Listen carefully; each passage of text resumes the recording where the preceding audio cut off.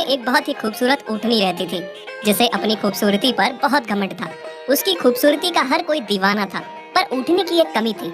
उसे हमेशा पेट में गैस की दिक्कत रहती थी, हमेशा पाद मारती रहती थी। उसके पाद में इतनी गंदी बदबू होती थी कि कोई भी गिर के बेहोश हो सकता था, और ये सब उसके गलत खान पान की वजह से था। हर टाइम कुछ न कुछ खाती ही रहती थी। हेल्थ और पौष्टिक खाने के बजाय वो जंक फूड और फास्ट फूड ज्यादा खाती थी। हाय, बहुत भूख लगी है। आज तो मुझे पिज्जा खाने का मन हो रहा है, पर इतनी गर्मी में कैसे जाऊं पिज्जा लेने बाहर? एक काम करती हूँ, किसी को भेज देती हूँ पिज्जा लेने। पर किसको भेजूं? ऊँटनी बहुत ही चालाक थी, हमेशा अपनी सुंदरता का फायदा उठाती और अपना काम निकलवा लेती। वो सोच ही रही थी कि पिज्जा लेने बाहर किसे भेजूं, तभी लकड़बग्गा वहाँ आ जाता है। हाय मेरी जान, कितनी सुंदर हो तुम। सबके साथ बात करती हो तुम, कभी इस नाचीज से भी बात कर लिया करो। अच्छा ऐसा है, पर मुझे तो तुम भी औरों की तरह ही लगते हो, बड़ी बड़ी बातें करने वाले। नहीं नहीं, तुम ऐसा क्यों कह रही हो? मैं तो तुमसे बहुत प्यार करता हूँ।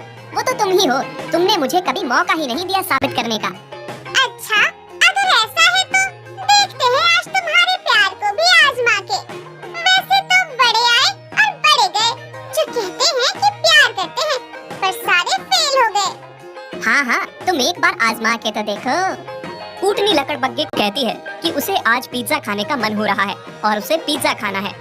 बस इतनी सी बात, पिज्जा ही तो खाना है, अभी जाके लेके आता हूँ। लकड़बग्गा उसके लिए पिज्जा लेने जाता है। ऊँटनी बहुत खुश हो जाती है। अभी मैं पिज्जा खाऊंगी, मजा आएगा। ये सब कुछ पीछे से खड़ा होकर उसका दोस्त ऊँट देख रहा था। उसे ऊँटनी की इस हरकत पे बहुत गुस्सा आया। ये सब क्या है? तुम अपने स्वार्थ के पीछे सबका गलत इस्तेमाल करती हो, सबको अपने प्यार और शादी का झांसा देकर गलत करती हो, बस अपनी भूख मिटाने के लिए। और दूसरी तरफ मुझसे शादी का वादा किया है, उसका क्या? ओहो, तुम भी ना बच्चों की तरह बुरा मान जाते हो। तुम्हें तो पता ही है मैं खाने की कितनी शौकीन हूँ, खासकर फास्ट फूड और जंक फूड। ये सब ख्वाहिशें तुम मेरी पूरी नहीं करते, इसलिए फिर मुझे अपनी खूबसूरती का फायदा उठा के सबसे काम निकलवाना होता है। पर तुम हो कि बुरा मान रहे हो? प्यार तो मैं तुमसे ही करती हूँ ना। ऊँट को ऊँटनी की ये हरकतें बिल्कुल पसंद नहीं आ रही थी, इसीलिए ऊँट उसे छोड़ के चला जाता है। लेकिन ऊँटनी को इस बात का बिल्कुल भी बुरा नहीं लग रहा था कि ऊँट उसे छोड़ के जा चुका है। उसे सिर्फ खाने से प्यार था, उसके लिए वो किसी को भी छोड़ सकती थी। लकड़बग्गा पिज्जा लेकर आता है और ऊँटनी जैसे भूखी प्यासी जल्दी जल्दी पिज्जा खाने लगती है और खाते खाते पाद मारती है। लकड़बग्गा उसके पाद की बदबू से परेशान होने लगता है। अरे बाप रे, ये कितना गंदा पाद मारती है, ऐसा पाद तो मैंने कभी नहीं सूंघा। हाँ हाँ, तुम पिज्जा खाओ, मैं घर जा रहा हूँ, मुझे कुछ काम याद आ गया। अच्छा, पर तुम तो कह रहे थे कि तुम्हें मेरे साथ समय बिताना है। हाँ, लेकिन अभी तो मुझे कुछ काम याद आ गया है, मैं कल आऊंगा ना तुमसे मिलने। अच्छा ठीक है, लेकिन कल याद से आना और कल बर्गर खिलाना। हाँ हाँ ठीक है। ऊँटनी को पता था कि लकड़बग्गा उसके पाद की गंदी गैस की वजह से यहाँ से भागा है। मुझे पता है कि तुम यहाँ से मेरे पाद की गैस की वजह से गए हो। क्या करूँ? खाती हूँ तो गैस ना छोड़ो क्या? और तुम सब लोगों को भगाने का सबसे आसान तरीका है ये। नहीं तो तुम सबसे प्यार करते फिरूंगी तो मेरा क्या होगा? ऊँटनी ने पिज्जा तो खा लिया, पर रात में उसकी तबीयत बहुत खराब हो गई। बदहजमी, गैस और पेट में बहुत दर्द हुआ।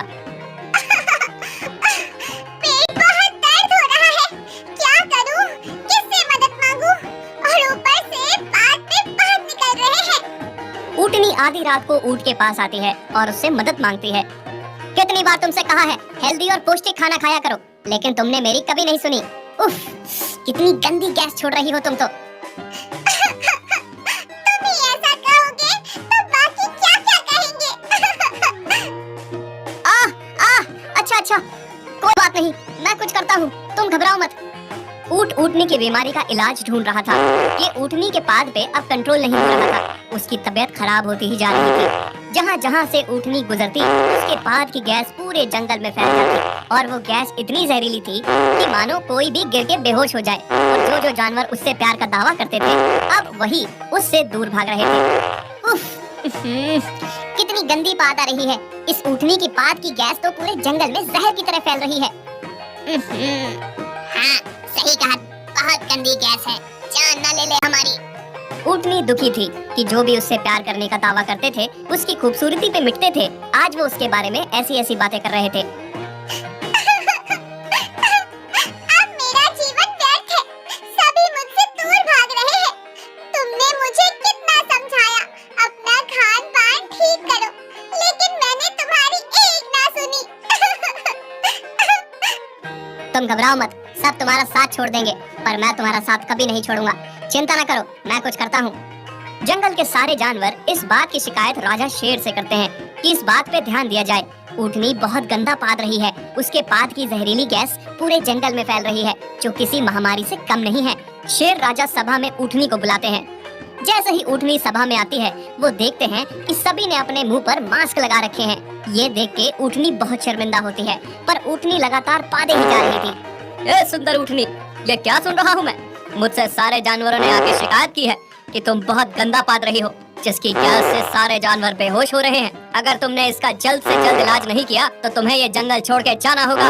नहीं राजा जी, इसकी नौबत नहीं आएगी। मैंने इस बीमारी का इलाज करने वाला ढूंढ लिया है। इसका इलाज बंदर मामा के पास है। बंदर मामा के पास एक चूर्ण है जिसकी 3 दिन तक खुराक लेनी पड़ेगी और ये बीमारी ठीक हो जाएगी। ऊँटनी को लेकर बंदर मामा के पास जाता है और बंदर मामा उन्हें वो चूर्ण देते हैं जिससे ऊँटनी की पाद मारने की बीमारी ठीक हो जाए।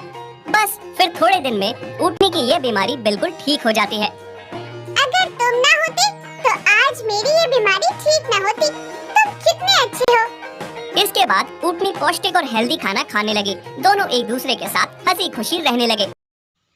Thanks for watching. Please like, share, comment and subscribe.